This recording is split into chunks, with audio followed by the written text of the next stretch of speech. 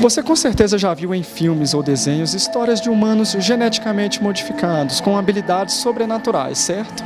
A Betagen é uma empresa brasileira que, em parceria com pesquisadores holandeses, quer possibilitar alguma dessas habilidades a partir da alteração genética da microbiota humana. Em outras palavras, a ideia é trazer para a realidade algum daqueles superpoderes que só conhecíamos na ficção. Nós da TV Cime tivemos acesso exclusivo ao laboratório e vamos conversar com alguns dos cientistas para entender melhor o que já se sabe, o que está sendo estudado sobre esses humanos sintéticos que, quem sabe, já podem estar presentes nas próximas gerações.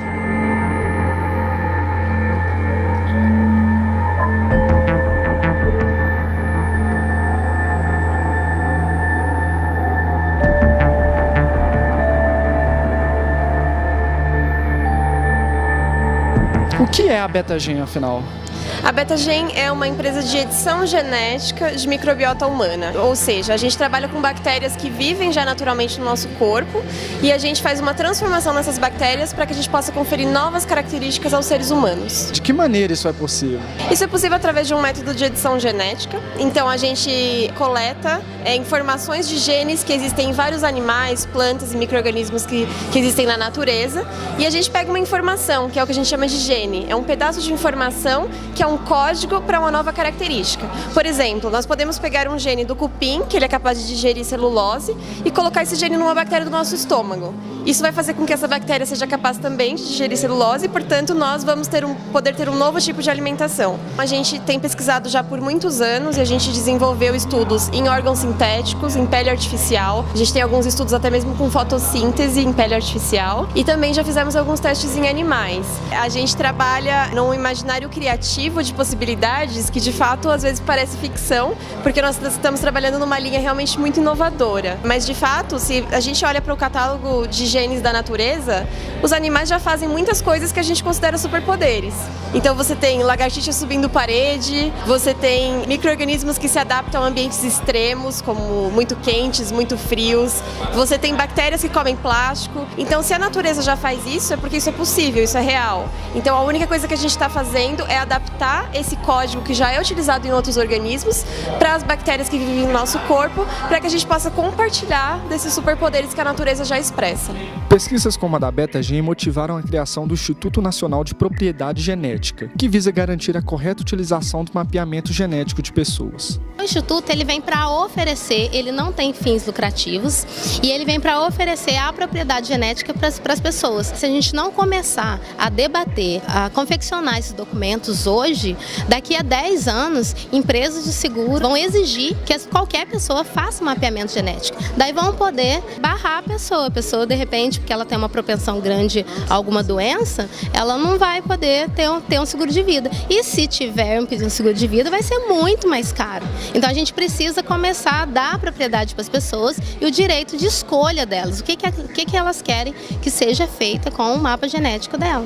Para mim, a Betagen ainda é algo muito futurista. Afinal de contas, o que de fato está acontecendo aqui?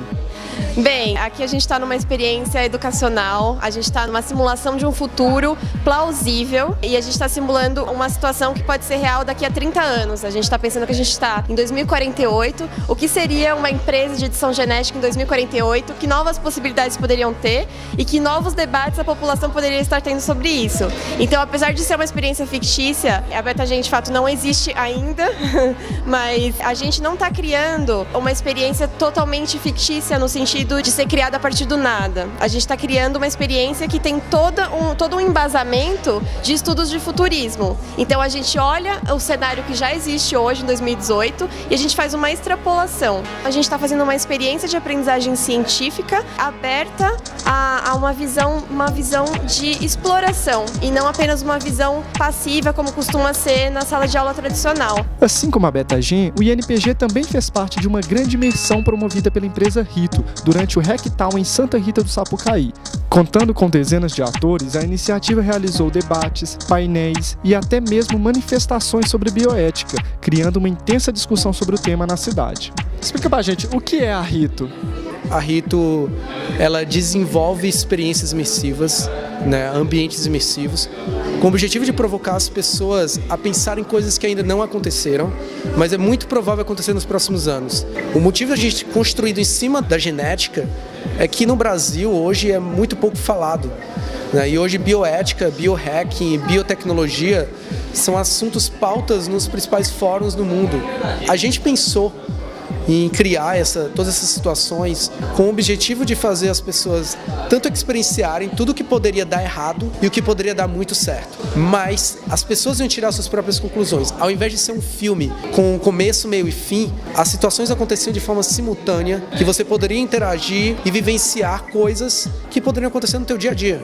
E esse laboratório que foi construído, ele foi pensado nos mínimos detalhes para gerar essa imersão das pessoas estarem de fato sentindo na pele o que seria de fato você estar dentro de um laboratório de edição genética criando humanos sintéticos, criando, na verdade, produtos que podem ser aplicados em humanos e isso pode tornar esses humanos sintéticos. No meu caso, a questão da experiência no laboratório foi sensacional. É bacana porque, tipo, a gente da cidade, de outros lugares de Minas teve a oportunidade de ver e conhecer, tipo, eu gostei demais. O interessante dessa experiência foi que teve vários níveis de verdade na coisa, né? Parecia inclusive um episódio do Black Mirror. Agora em retrospecto, a gente sabendo que é uma armação, uma farsa, teve esse toque de uma série de ficção científica bem feita.